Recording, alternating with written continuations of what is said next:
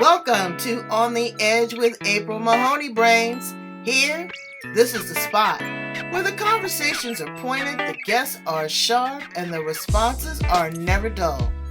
Did you bring your thinking caps? Because it's time to put them on. Because the conversation starts now. On the Edge. Hi, baby doll. Oh, so good to be here. I'm so excited. I've been looking forward to this. Oh, girl, it's the real deal. So tell people what planet you're from and how you land here. Whew, well, it's a long story. The short is currently landed Washington State, trying to pick up the spaceship and move to Montana because I'm ready to unplug and be in the wild. I've just always, since I was little, knew that words are my love language. Words are my jam. Everything with words. And so recently I've decided, instead of saying I'm a copywriter, I'm a ghostwriter, I'm a publisher, I'm a this, I'm a that, I am a word twerker. That's what I do. I twerk with words. Would you say you're a word twerker? Mm-hmm. I twerk with words. Yep. Well, and it's all about the vernacular, really, darling, because I will tell people that I'm an accomplished orator. And they like, what? That's a nice word for speaker brains. But it just sounds so, gravitas, like you just really are. Yeah, you shimmy your shoulders. I'm an orator, darling. It just takes you to a whole nother level. So when you say you twerking with the words, girl, I can see you doing the bounce. Exactly. Well, and it catches people. They're like, you say what? And I'm like, yeah, you heard me. That's what I do. So, what did you do before you started working the word pole? Okay, I am taking that, working the word pole. I love it. Oh my God, what didn't I do? I was an insurance agent for 10 years. I managed a team in a call center. Through it all though, I was writing as a side hustle. So I wrote, I wrote blogs for friends. I wrote wedding vows. I wrote eulogies. I wrote dating profiles, anything that I could play with. I wanted to keep those juices flowing. And so finally, when it got to the point where like I couldn't do the corporate, I couldn't do the 9-to-5, I knew that I was either going to end up committing myself to a padded room because I was crazy. I was going crazy, or I was just going to become a shut-in and never leave my house. I was like, I got to go. I got to leave. Right. Start a business doing what I love. And here we are. I just celebrated. Are you empathic? You feel people's energy a lot? Yeah. I am. Are you introverted or extroverted? So that's the funny thing. Naturally, I'm introverted, but I play really well as an extrovert. Okay. All right. So you're a non-binary? I'm a non-binary vert, I guess. I don't know. Are you kind of nerdy? Oh, very nerdy. Yeah. I am all about my Friday nights are with like a book or a crossword puzzle or one of those to hunt a killer games. Okay. Yeah. Oh, yeah. Now let's talk a little bit about, and share with my brains as much as you want to or not want to, because we want to get to know the real Megs Thompson. What's the story with the body art and the facial tattoo? Yeah. So honestly, for the longest time, it's hard to believe. So we want to get to know the real Megs Thompson. What's with all the body art and the facial piercings? So growing up, I was really quiet. I was really shy. I didn't want to be noticed. I followed along. I was following the crowd. And right after high school, I really kind of realized that the person that I had been being wasn't me. And it didn't feel right, didn't resonate. And so I decided, you know what? I want a tattoo. For some reason, that just felt like that was going to help me be me. And so I got my first tattoo on my 18th birthday. And that was it. I mean, what they say about it being an addiction, it is true. There is something about it where, yes, it's a little bit of pain. It's releasing the endorphins. But for me, every tattoo is a memory. It's an experience that I've had. It's either something monumental that happened or a struggle I was dealing with in my life. And I wanted to remember how I came through it. And more lately, some of them are just fun. I I used to have a T-Rex head coming out of my wall, but he actually fell off last week. Oh. But I have my little Okay, dinosaur. wait. Yeah, no, yeah. Put that back. Pull it back. Get a look at that, Brains. Wait, let me just give her the whole screen. Hold on. Who is doing that? Ooh, wait. I love it because then if I'm having an angry day, I can sit here and have chats with. Wow. It's Okay. it's a lot of fun. What's the story of the butterflies? The butterflies, for me, one of my first tattoos was one of my butterflies. And once I had one, I was like, I need a whole flock. So they now go all the way around. And for me, that was really coming into my own. It was really and you know what? That's expensive for tattoos. It is. Luckily, I'm not really a stuff person, so I don't really collect stuff. If I go places or visit, go on trips, I get a tattoo. And that way it's something I get to keep with me forever. Oh, okay. All right. Well, go ahead and do it. It hurts me to fart, so I don't know if I don't know if I'll ever be able to get a tattoo. I was thinking about getting one for my birthday. A friend of mine knows Doctor Who. You know Doctor Who, and yeah, he's world renowned. I could get on the list, but I don't know what I would do or how I would feel. You're not supposed to be drunk either, huh? You're supposed to take it up.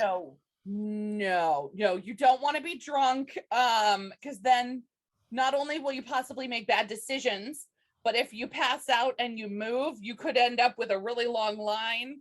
Also, then your blood doesn't clot, and then there's bleeding, and no. Oh, well. So okay, drunk tattooing is bad. All right, so they put a tattoo on a stencil, and then they lay it on your skin, and then they take it off, and then they trace that. Yep. Then they go over that. So the stencil it's basically like a transferable Sharpie, kind of, where once it gets onto your skin, it doesn't wipe off when they're moving over it and whatnot. Okay. Yeah. They still use a real fine needle. Well, that is absolutely. Thank you so much for the education on tattooing. Now let's move to publishing and books. Yes. Books are a novelty now. I have been listening to books on tape, and honestly, I can't really get through them like I want to. But it's a lot. But to curl up with a great piece of literary work, be it old fiction, I love a biography. It just is a different kind of feeling. It puts you in a different kind of sphere. It lowers your blood pressure, Brains. Yes. It makes you focus on, it uses your imagination. I mean, reading is just a phenomenal tool. How'd you get hooked on phonics? I taught myself to read when I was really little, and it's been a lifelong, I can't remember when I didn't read. I was the nerdy kid that used to steal my parents' cassette recorder. For those who are old enough to know what a cassette recorder is, if not, Google it. I would take the cassette recorder and I would read storybooks, and then I would use our kitchen timer and have it go bring when it was time to turn the page, and I would make my own little read along cassettes for myself, just for me, nobody else. Reading has always been a thing for me. And so when I realized that reading, it is becoming a novelty. It's becoming a thing where so many times people are going to audiobooks or podcasts, or honestly, we're sitting down and binging hours. Hey, don't bust on the podcast. Oh no, I am 100% a podcast addict. I cannot even show you. Podcast alone. I am I've heard of this really good one called On the Edge. You should check it out. Right. Where's my bell? I got a bell. Right. No, but serious stuff though. Let me go into the world of publishing. Yeah. Brains, get it straight. Get a pencil and piece of paper. A publisher is not a marketer or a salesperson. They're not an editor, and they are not the author. What lane do you ride in, Megs? What is the job of a publisher? So for me, I like to do things a little different, because usually you have traditional publishing, which is your big names, which they're going to cost high dollar. They're going to take some of your royalties, and they are going to own the rights to your book. That for me was like hard pass. Then you have the independent publishing, where you're wanting to publish yourself on Amazon. You don't have the backing of an actual publisher to make sure everything's done right. Also not so great. So I'm right in the middle. My publishing company in Omniapratus Publishing is all about taking the best of both worlds. So you get the representation and the backing of a professional publisher, I also take care of the copy editing and the formatting, because if my name's going to be on it, I want your shit to look good. And I also still have the authors, they retain all the rights to their work because it's their work. I'm just helping give them the tools to get it out there and blast it to the world, to their readers. So it's super important to me that they still get their royalties. They still own the book. And if they decide they want to publish it again with someone else, knock your socks off. It's yours.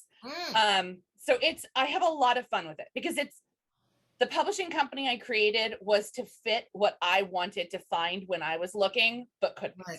Okay. Yeah. So now, what are we looking at as far as price point? So if you go with the traditional publisher, you are looking at like 5 figures at least. Plus you're losing royalties. If you're going self-publishing, you can do it for as low as $200.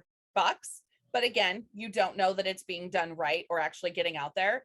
When I do it for clients right now, we're at $3,000 a pop. That's it. That price will go up September 1st, but then it's going up to $5,000 because I still want it to be something that's very doable. But it's got to be competitive too. You're not, the Walmart of publishing, the low cost leader. No. And what you give is a cradle to grave service. Exactly.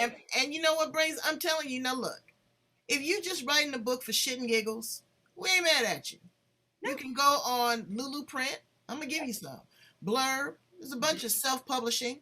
It's fun. You can write it. You can upload Word. But if you are looking to be an author in circulation, then you need to follow the proper protocols. You need to have a really good editor. You need to have a publisher or take, some self-publishing, know about your copyrights, distribution, and how to sell that baby. Because a publisher is not your salesperson. They're going to get you the press and everything and get you at the door of maybe, a Walmart or a Barnes & Noble or online bookstore, Amazon. But you got to open the door and walk through it and sell that girl. Yep. Oh, it's 100%. It's so much. When I work with authors, I'm partnered with a platform that is able to get these books the option to be in up to 40,000 different global distribution channels, including Amazon and Barnes & Noble and Target and like biggies. But exactly like you said, it's up to the author. And if they want to hire someone to do their PR and marketing, then that's amazing. Know when you need to get help, when you need to enlist a professional. But otherwise, if you're wanting to pound the pavement and, take to social media, go on podcasts, have those opportunities to talk about your book. Yeah. Then it really is. And people want to hear it from the author. It's your story. They want to hear it from you. When you go on the podcast interview, Brains, you're required to read an excerpt. Mm-hmm. Okay. They want to hear your voice, your feeling, your texture, where your highs and your lows are. That's important. That's your calling card. That should be a must. Exactly. Get out there. You have to have a digital footprint. Yes. Okay. So now you're in texture in these stores. You sold, books, and now you have an opportunity to maybe write for a sitcom or get a short story. Cannes Film Festival. See, you got to think big, Brains. You can't just stay in this one little lane. You have this text, you work on it, you improve it and expand it. Right, Megs? Oh my God. I have 2 clients right now that one of them, we just finished her book and it's in final revisions right now. We are getting ready to publish in the next, 2 weeks. And her goal, she's getting on a TED stage. Like, we're not talking TEDx. We are talking TED, the stage. She is going to be invited to be a speaker on the stage. That's her goal. She's like, I'm going. The other one, he's going to be a part of a Broadway show, wants to have his own sitcom. He's like, this is where I'm going with my book. All right, let's go. That's what you got to do. That's what you got to do. You got to dream big. Yes. That's all you have is an idea. Yes. But if the mind can conceive it, the brain can achieve it. I do believe it. I do. So Megs, you are the best on the planet. Thank you so much for sharing about books and butterflies here with me and my brains on the edge, the place where the conversation is pointed, the guests are sharp, Responses are never dull. Tell us, please, how to get in contact with you, Megs. So a couple different ways. Easiest, my website is megswrites.com. The publishing website is a little bit longer because the name is longer. So if you go to megswrites.com, you can actually loop right over to the publishing company. Otherwise, you can also find me on Facebook and Instagram. Everything, it's just under Megs Thompson or Megs Writes. Well, go in and check it out, Brains, because you don't know what you don't know. She might give you 10 or 15 minutes of her time, just to kind of head you in the right direction. Because information is key, right? Heck yeah. I have a calendar on my website where I do free 20-minute consults where we hop on a Zoom and chat, because honestly, at my heart, I want to hear your story, and anything that I can do to help answer questions or point you in the right direction. Seriously. Yeah. Isn't that sweet? She said anything she could do. Mm-hmm. That's giving your all. That's what we do here on The Edge. Thank you so much, Sunshine. Love it. Bye, Brains.